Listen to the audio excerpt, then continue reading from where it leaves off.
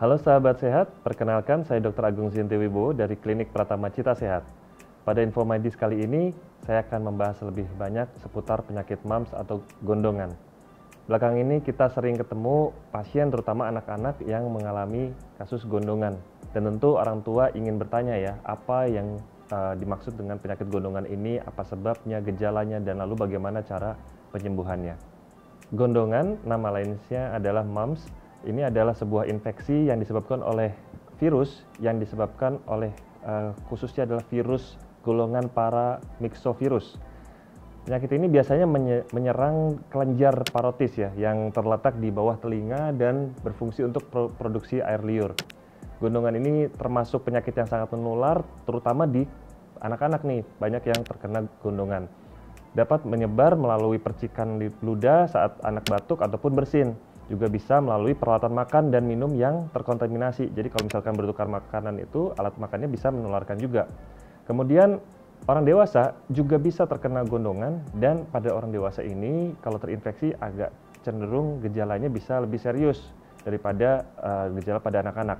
Nah, gejala gondongan sendiri biasanya ini muncul di sekitar 12-25 hari setelah terpapar virus dan sudah bisa berupa gejala-gejala yang muncul pada pasien.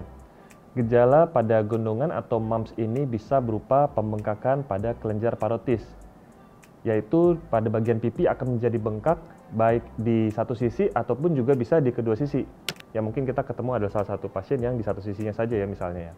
Kemudian bisa mengalami juga demam. Suhu tubuh yang disebut demam itu 38 hingga 39 derajat Celcius. Pada gondongan, pasien akan bisa merasakan rasa nyeri atau sakit pada saat akan mengunyah ataupun menelan. Nah, kondisi seperti ini juga bisa disertai kondisi mulut yang terasa kering. Kemudian bisa disertai juga dengan sakit kepala atau pusing dan juga nyeri sendi. Gejala lain bisa berupa mudah lelah dan juga hilang nafsu makan. Nah, sahabat saya semuanya, mungkin ada yang bertanya ya, apa sih bedanya antara gondongan dengan gondok? Mungkin ada yang mendengar juga gondok ya, selain gondongan. Nah, keduanya ini adalah kondisi medis yang berbeda sebenarnya ya. Dan pada masyarakat ini sering disalahartikan karena memang sama-sama menyebabkan pembengkakan di area leher, di sekitar leher ini. Tetapi, dua penyakit ini memiliki penyebab, gejala, dan juga cara pengobatan yang nantinya akan berbeda. Nah, sahabat sehat, coba kita bahas terlebih dahulu ya. Tadi tentang gondongan, sekarang kita bahas tentang gondok atau nama lainnya goiter. Nah, penyebab dari gondok ini adalah pembesaran dari kelenjar tiroid yang terletak di pangkal leher, dan penyebabnya ini bisa berupa adanya kondisi hipotiroid di mana produksi hormon tiroid ini lebih rendah dari kadar yang normal, ataupun kondisi hipertiroid di mana produksi hormon tiroid yang lebih tinggi.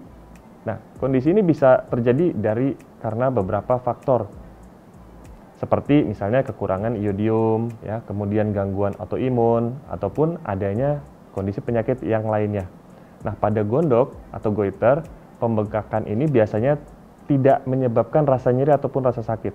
Nah, letaknya itu ada di bagian bawah leher dan juga di sekitaran sekitar leher ini ya. Jadi berbeda dengan gondongan yang di sekitaran pipi dan rahang.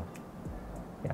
Kemudian juga gejala itu bisa berupa ada pasien mengalami kelelahan, juga ada perubahan berat badan, dan juga masalah metabolisme. Ini tergantung dari jenis tiroid yang dialami, apakah dia hipotiroid ataupun hipertiroid. Nah, kalau untuk pengobatan dari gondok ini atau goiter, ini tergantung pada penyebabnya.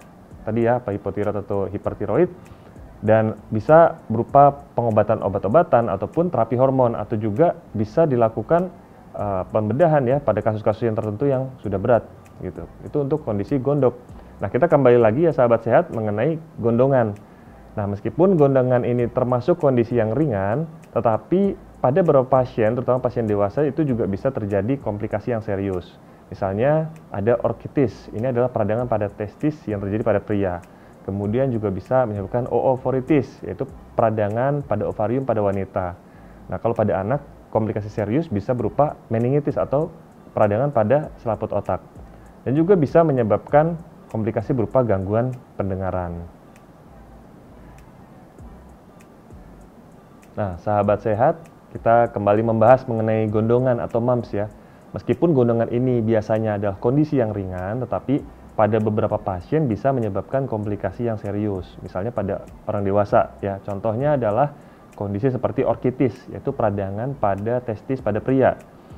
Kondisi komplikasi lain bisa berupa oovoritis, yaitu peradangan pada ovarium pada wanita. Sementara untuk komplikasi pada anak yang serius bisa berupa komplikasi meningitis, yaitu peradangan pada selaput otak. Selain itu juga bisa menyebabkan komplikasi gangguan pendengaran. Nah, pada umumnya kondisi gondongan atau mumps ini bisa sembuh dengan sendirinya. Berapa lama sih waktu sembuhnya? Umumnya kita bisa mengekspektasi waktu sembuh gondongan itu sekitar 1-2 minggu.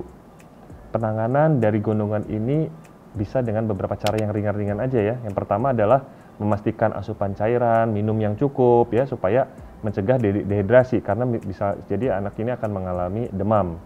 Kemudian mengkonsumsi makanan yang bergizi ya untuk mendukung daya tahan tubuh ya pada pasien yang mengalami gondongan. Kemudian juga bisa menggunakan kompres hangat ataupun dingin yang diberikan pada area yang bengkak ya, untuk meredakan dari kondisi pembengkakan dan nyeri. Sahabat sehat, tentu kita juga ingin tahu ya bagaimana sih cara untuk mencegah kondisi penyakit gondongan atau mumps ini. Yang bisa dilakukan untuk pencegahan yang paling baik adalah dengan memberikan vaksinasi ya. Untuk vaksinasi yang khusus gondongan ini adalah bisa diberikan vaksin MMR ya. Itu adalah untuk campak, kemudian mumps atau gondongan, dan juga rubella. Vaksin ini biasanya akan diberikan dalam 2 dosis. Yang pertama di antara usia 15-18 bulan, kemudian yang kedua antara usia 5-7 tahun.